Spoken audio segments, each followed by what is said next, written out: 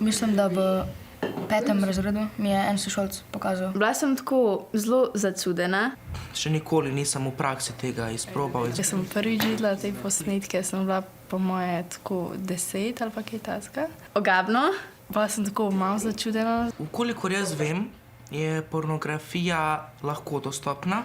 Res zelo lahko, tako če bi pogooglil nekaj. Pornografija so filmi za odrasle. To zajema vse filme, ki imajo v sebi neko seksualno vsebino, neke spolne akte, vsebine, ki niso primerne za mladoletno občinstvo. Te vsebine so namenjene odraslim. Imam tudi zaklenjene vse te spletne strani. Zelo dvomim drugače tudi, da večina staršev to tudi omeji. Moji starši so pa dosti skrbijo zame, da so to tudi preprečili. Gledanje pornografije, ko smo še zelo mladi, lahko vpliva na to, kako bomo dojemali svoje lastne spolne odnose kasneje v življenju.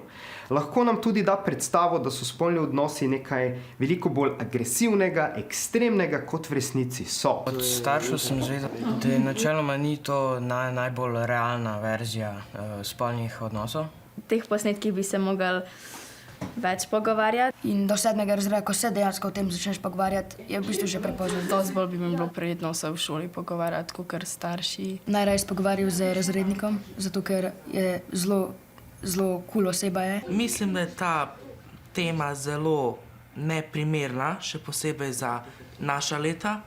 In mislim, da se mi moramo osredotočiti na šolo in nič drugega. Prikazovanje kakršnega koli pornografskega gradiva osebam mlajšim od 15 let je kaznivo dejanje. Velikokrat se zgodi, dostikrat, da kakšen sošolc pošlje kaj v grupče. Pretirano gledanje pornografije pa lahko celo pripelje do tega, da se s pornografijo zasvojimo. Te odstrani z nekega fokusa šole, realnega življenja. To sem tudi sam na nek način izvedel. Se zgubiš v vsem tem? Enkrat sem bil radoveden, pa sem to tudi pogledal.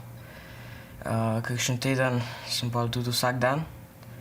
Pa sem pa s tem nehal, ker sem gotovil, da ni glih najbolj za me.